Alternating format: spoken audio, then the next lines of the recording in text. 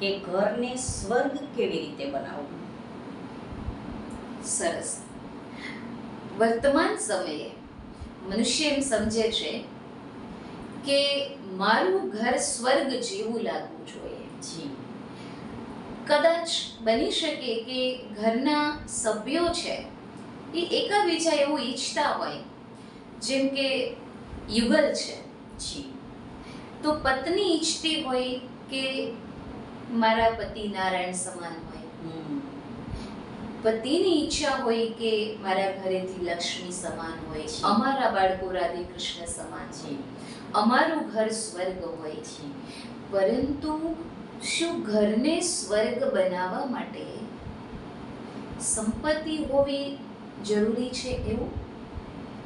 કે ઘરમાં વધારે સંપત્તિ હોય એટલે ઘરને સ્વર્ગ બનાવી શકીએ?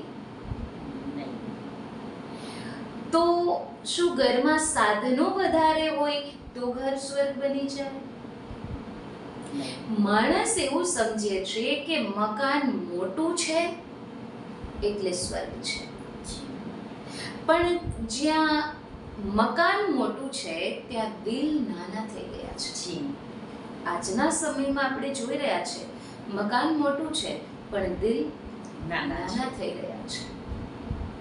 તો મોટા મકાનથી ઘર સ્વર્ગ બની જાય એ જરૂરી નથી.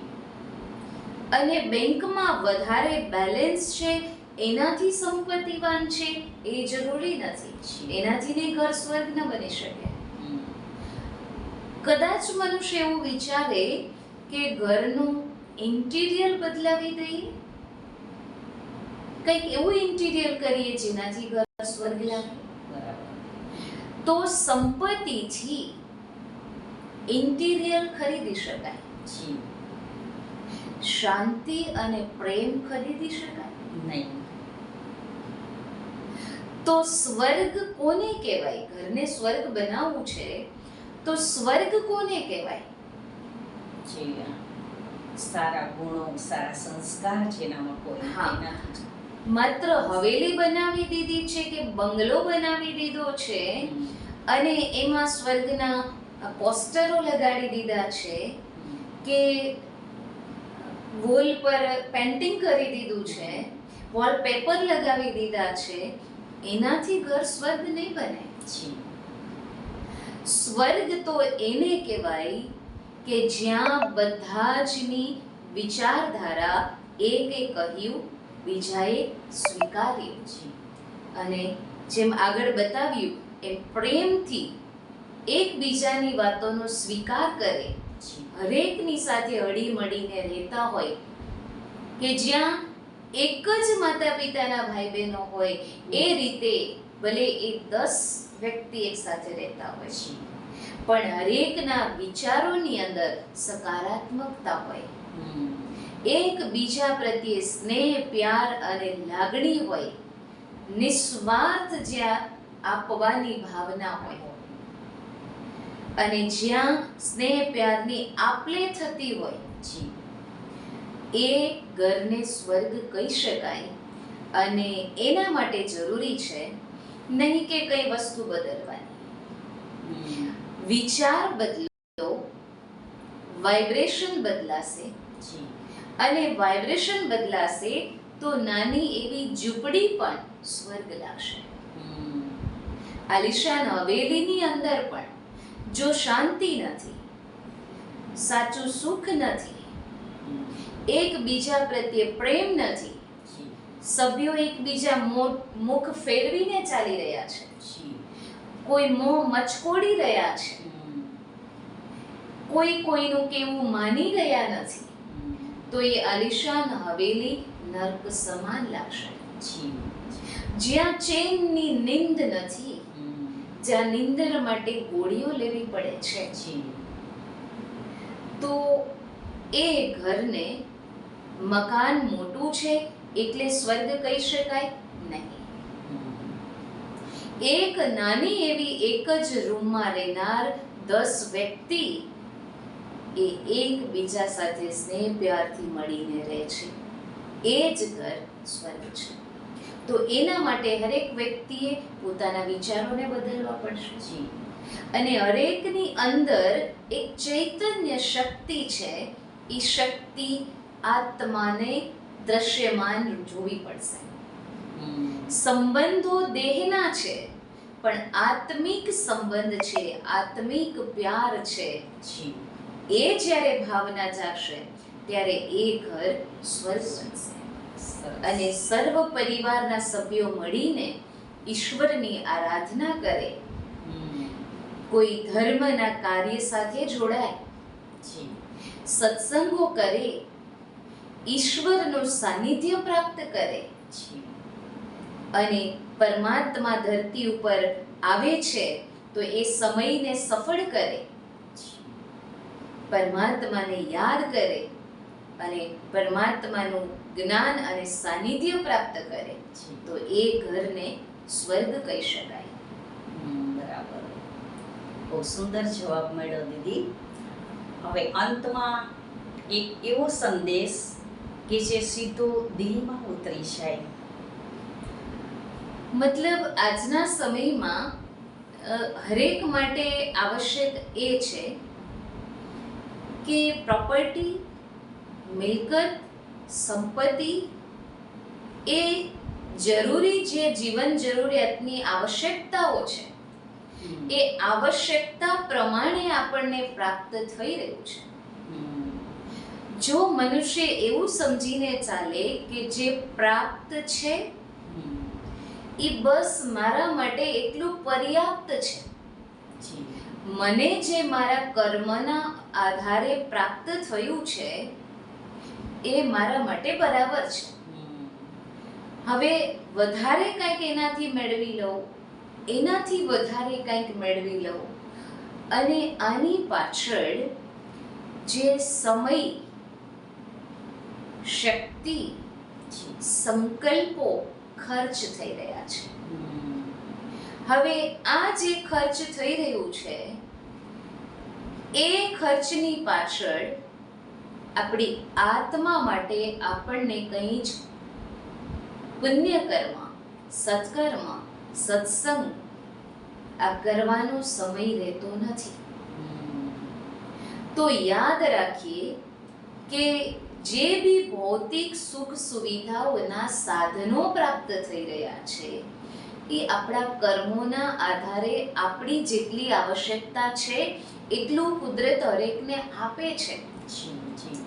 અને એ આપણે સાંભળીએ છીએ કે ભગવાન આખા વિશ્વની હરેક આત્માઓને એના કર્મ પ્રમાણે જરૂરિયાત પૂરતું આપી જ દે છે. કે ભગવાન કોઈને ભૂખ્યા સુવડાવતા નથી, ભૂખ્યા જગાડે છે પરંતુ સુવડાવતા નથી. તો હરેકને આવશ્યકતા પ્રમાણે પ્રાપ્ત થઈ રહ્યું છે.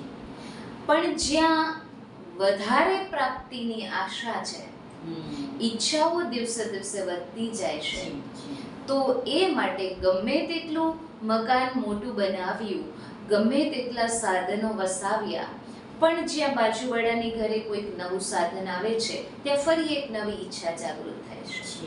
રાઈટ. અને એ જ ઈચ્છા છે એને આપણું પવિત્ર ધર્મગ્રંથ રામાયણમાં બતાવ્યું છે કે જ્યારે હનુમાનજી સમુદ્ર ઓળંગીને જઈ રહ્યા હતા ત્યારે સમુદ્રમાં સુરસા નામની રાક્ષસી પ્રગટ થાય છે અને એ હનુમાનજીને ગળી જવા માટે કોશિશ કરે છે. ત્યારે હનુમાનજી પોતાનું સ્વરૂપ મોટું કરે છે તો સુરસા પણ પોતાનું મુખ એટલું મોટું ખોલે છે. પણ એમ કહેવાય છે કે હનુમાનજી ચતુર હતા એટલે જ્યારે સુરસાનું ખૂબ વિશાળ મુખ ખુલ્યું ત્યારે હનુમાનજી સૂક્ષ્મ રૂપ લઈને એના મુખમાં ચક્કર લગાવીને બહાર નીકળ્યા છે. અહીંયા સુરસા કોણ છે? સુરસા છે એ માનવના મનમાં જાગૃત થઈ રહેલી ઈચ્છા છે. કેમ કે ઈચ્છા મોટું મોટું પોતાનું મુખ ખોલતી જાય છે. જે રીતે સાયકલ ચલાવનાર વ્યક્તિની ઈચ્છા હોય કે મારી પાસે એક બાઇક આવી જાય, બાઇક ચલાવનારની ઈચ્છા હોય કે મારી પાસે એક કાર આવી છે. બરાબર. તો આ જે ઈચ્છાઓ છે એ ઈચ્છા માત્રમ અવિદ્યા એ ગીતાજીનો સાર છે. તો જો મનુષ્ય એ મહત્વ આપે કે સંપત્તિથી પણ વધારે સંસ્કારોનું મહત્વ છે, બેંક બેલેન્સ કરતા પણ વધારે મહત્વ છે મારા પુણ્ય અને સત્કર્મોનું બેલેન્સ છે. કેમ કે કદાચ બેંક બેલેન્સ આપણી પાસે હશે ખરા અને અચાનક આપણે જવાનું થશે, જેમ સિકંદર ગયા જી તો એ સાથે નથી લઈ ગયા, જી એમ આપણી સ્થૂલ પ્રોપર્ટી સંપત્તિ જમીન જાયદાદ જે બી છે એ આપણી સાથે નથી જવાનું. બરાબર. જીવીએ છીએ ત્યાં સુધી એની જરૂરિયાત છે, તો એ સાથે સાથે આપણી આત્માની જે પુણ્ય કર્મોની કમાઈ છે જી જે સાથે લઈને જવાની થશે, તો એ પણ જો થોડી થોડી સાથે સાથે બેલેન્સ જમા કરતા જશો તો જરૂરથી હરેકના માટે એ સુગમ રહેશે અને મૃત્યુથી આપણને ડર નહીં લાગે. કેમ કે થોડી પણ જો સત્કર્મોની કમાઈ હશે તો મૃત્યુનો ભય આપણને સતાવશે નહીં. બાકી તો આ સંસારમાંથી જે જાય છે એ ખાલી હાથે જ જઈ રહ્યા છે, માત્ર હરેક પોતપોતાના કર્મોને સાથે લઈને જઈ રહ્યા છે અને એ આધારે ફરીથી જન્મ પ્રાપ્ત કરી રહ્યા છે. આ જ્ઞાન છે એ સ્વયં ઈશ્વર આવીને આપી રહ્યા છે. તો જો શ્રોતાજનો પણ થોડો સમય આપીને આજે વધારે જાણવાની કોશિશ કરે કે ખરેખર મારે સાથે લઈ જવાનું જે છે હું કેવી રીતે કરી શકું, તો મેડિટેશન શું છે અને પુણ્ય કર્મ શું છે? શું માત્ર હું મંદિરે જઈ આવું છું એ પુણ્ય કર્મ છે? શું હું દરરોજ એક માળા ફેરવી લઉં છું એ પુણ્ય કર્મ છે? અથવા તો હું કથા સાંભળી રહી છું એ પુણ્ય કર્મ છે? એ બધા જ પુણ્ય કર્મ જરૂર છે, પરંતુ એ પુણ્ય ફળ અલ્પકાલીન આપે છે. મતલબ એ સાથે લઈ જવા માટે એટલું પૂરું નહીં પડે, મતલબ એ બેલેન્સ ઓછું પડશે. કેમ કે આપણે જે લઈને જવાનું છે એ આવનાર ભવિષ્યના જન્મ માટે પણ લઈ જવાનું છે. તો આજે નાના નાના સત્કર્મ કરીએ છીએ એ તો આપણે રોજે રોજની આવશ્યકતાને પૂરતી છે. તો સાથે લઈ જવાનું ભાતું છે એ ખુદને જાણીએ. કોણ છું, ક્યાંથી આવી છું, ઈશ્વર કોણ છે, ઈશ્વર સાથે મારો સંબંધ શું છે. મુખ્ય વાત એ છે કે ભગવાન છે તો શું હું ભક્ત છું અને ભગવાન છે મારા આરાધ્ય છે, મારા ઈષ્ટ છે? નહીં, ભગવાન મારા પિતા છે. ત્વમેવ માતાશ્ચ પિતા ત્વમેવ. તો પિતા માતા સર્વસ્વ સંબંધથી જો આપણે યાદ કરીશું તો જરૂરથી પિતાની જે સંપત્તિ છે, પરમાત્મા પિતા પાસે સંસ્કારો છે, ગુણ છે, શક્તિ છે, સ્વર્ગનું સુખ છે, એના આપણે અધિકારી છીએ.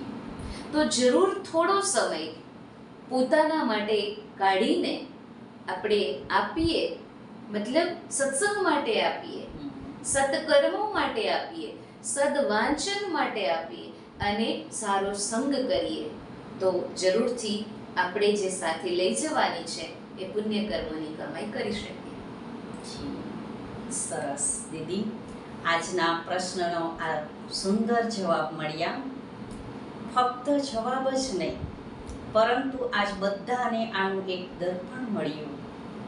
દીદી, આજના જે પ્રશ્નો હતા એના બધાને એક સુંદર જવાબ મળ્યો. તો મિત્રો, આજે ઘરને બદલવું હોય તો હું પણ બદલવું પડશે. આજે આપણે ઘરને ચલાવતા તો શીખી ગયા, પરંતુ સંબંધોને જીવતા નથી રાખ્યા.